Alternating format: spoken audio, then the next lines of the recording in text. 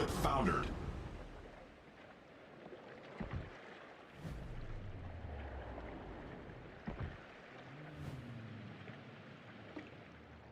Hey team, it's Ripper here. I hope you guys are doing great. I got a first-time video with the new Convoy system, and it was a great game. Hope you enjoy it with the good old Tier 10 French Marceau DD available in the armory for, I believe, still Cole. It's an awesome ship. I think you definitely recommend it for play for this. So anyways, like, subscribe, bell button below, guys. If you'd like to support the channel, smash that like button, comment, dislike about anything you want. What can we do to get better all the while we're having fun doing it and learning something at the same time? So, what is the new Convoy system? If you have a look at the mini-map, you'll see there are now two routes labeled 1 and 2, and they are showing the route that they are planning to take. And what essentially this is a, I would say you could see at the top of the screen there are 6 red ships that are the convoy transports, if you will. And this time they even have guns. But these ships are going to follow the path to get to the destination, if you say, on the mini-map there. And you are on either one of two teams. The one team is the attackers and one is the defenders. Obviously, the defenders are the one defending the convoy. And right now, this is my first game as an attacker.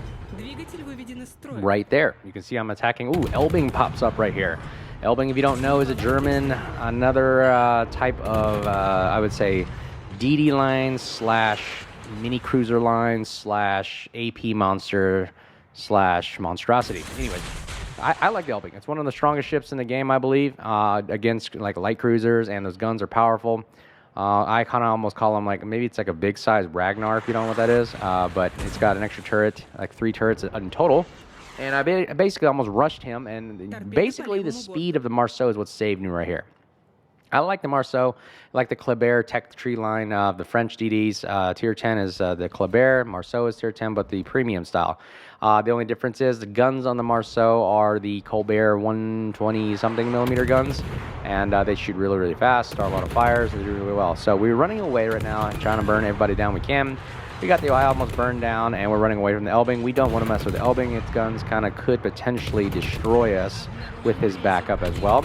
So what we're doing right now is hit and run tactics, because there's no reason to go out and kill the bad guys. I mean, you either win by killing the other teams like normal. However, if the defending side does eliminate all convoys, that kind of ends the game early as well. So the defenders actually have somewhat of an advantage, while the attackers have a disadvantage, because you got to actually wait for the convoy who has to travel the full distance to the destination point.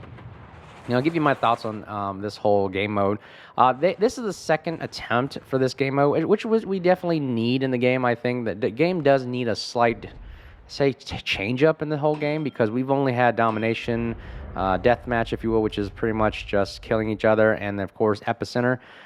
They took out epicenter, I believe, in the latest update, and now we're left with more of like it says, convoy.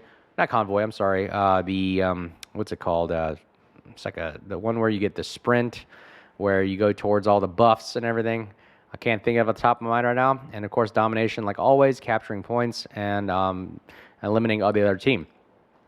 So what is the strategy right here for us as the defenders? Well, I mean, this is the downside of the game. The defenders have the advantage of just sitting there and camping at the destination points. I mean, that's pretty much what this boils down to.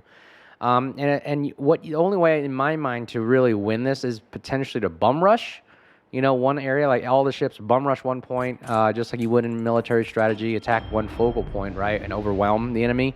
But also with the islands, the slow moving of ships, players not playing to the objectives. I mean, it is a toss-up. I really think that the defenders have the advantage the majority of the time, because they don't have to do much. You usually just got to sit there and just kind of like pick off people like this. For example, you have the Petra, one of the strongest cruisers in the game.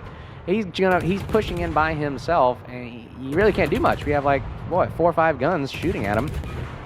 And I actually kind of like this map, by the way. Look at all the fireworks. Like, I feel like the shell tracers are actually more enhanced, if you will, almost exaggerated. It's really awesome, but you can see the power of the Marceau over here. I mean, we are running away, kiting away, full kind of, you can juke full speed if you wanted to, while firing along kind of these arcing 13 kilometer, or what is it, 11 kilometer kind of guns. I mean, we're pretty good, decent away. This is almost ridiculous. I mean, you can't really do much about this situation. Petro can't do anything because he's just stuck. He'll burn down.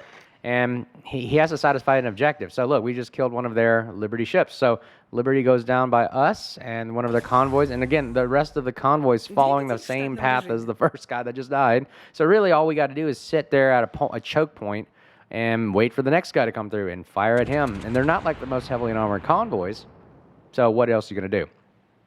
So that is our northern team. Again, it seems kind of disadvantaged for the attacking team. They're just going to sit back and camp while the convoy keeps going. You can't control the convoy. You can't stop or slow them. So in my mind, I feel like it is kind of a disadvantage for the team because you can't control them. It's kind of like a lemming train that's just like bots that are just going, hey, I'm going to go die, just like co-op.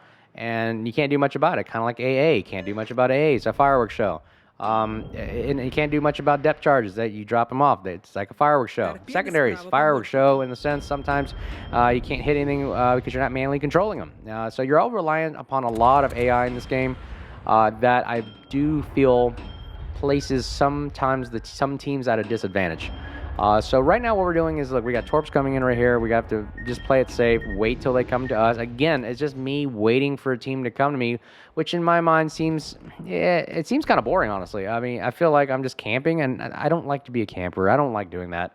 I like to be an active player, active role, going out, spotting and capping and providing intel and shooting and harassing and guerrilla tactics, right? This is pretty much just kind of like, well, I'm just like a gun turret. I'm sitting waiting for the enemy to come at us, and we're just going to see what we can do, and roll the dice. So the northern team's ships have been eliminated. So what is the point of the northern attacking team now? Well, we're just going to sit and just shoot each other and just have fun shooting each other. As opposed to the objective here is to defend the convoys or attack the convoys. And right now we're just, again, right now the Hindenburg has no other option but just to bum rush us with us 5 all focal pointed at him. And we, again, just start picking off the attacking team one by one. Again, I feel like this is unfair and really kind of stagnant kind of gameplay, really. It's at least if there was like domination or epicenter or some kind of death match or something, there would be a reason to go out and hunt the enemy and search for them and try to end the game or add points. But you can't really add points to this. You really just, it's kind of just pass or fail. You succeed in the mission or you don't. And again, I'm not trying to be negative. I think this is a big criticism on the fact that I think they should change the game mode a little bit better. Maybe improve it in the sense of it's got to be an incentive for both teams to have an equal opportunity to achieve and add points. That's my opinion. I feel like this is just too much of a disadvantage. Look at this. We're romple stomping all over the other team. A majority of our ships are still alive, and we just sit back and hold the points, and there are torpedoes. Boom! RIP back to port. A splash one for us in the game, but the game is pretty much over. They only have 5 ships left, and their convoy can't stop. It's just going to keep going. Almost like they're being painted into a corner, so that they're being forced to run. But the nature of the game today is a lot of camping, runaway kind of style gameplay these days. Because most people don't want to push. And this is a clear example of why in today's meta, nobody wants to push anymore. And I think it's just because with all the new super ships, HE spams, torpedoes, submarines, all types of things that are just not conducive to wanting to push and have fun like we did back in the day. That's what drew me to the game, was the brawling. There's one of their ships right now, and I'm just going to pretty much just take free shots at it because it doesn't matter if I die. As long as I kill their ships in time, we win the game. Another disadvantage right there. Look at that. All my shells with the highest DPM in the game, the Marceau. I make little to no work of these convoy ships, and they're gone, while the rest of their defending team is just driving around in chaos and all mass confusion. Boom, there goes another one. That counts as a kill. Splash 2.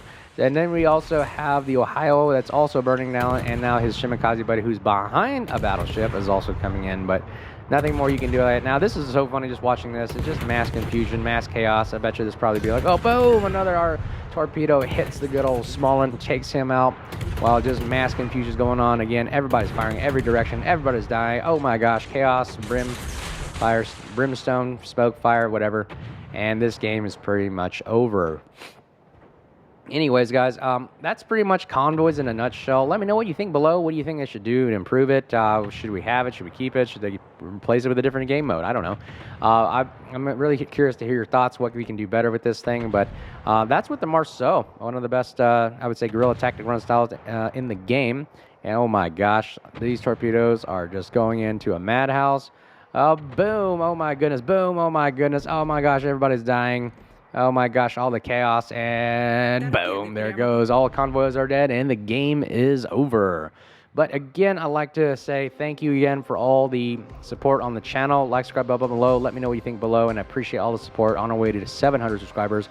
Until next time, I'll give you my other review of convoys as the other team, which I'll show you there is a tactic to win the game. You just got to figure it out and adapt and overcome. So be safe, guys. Cheers.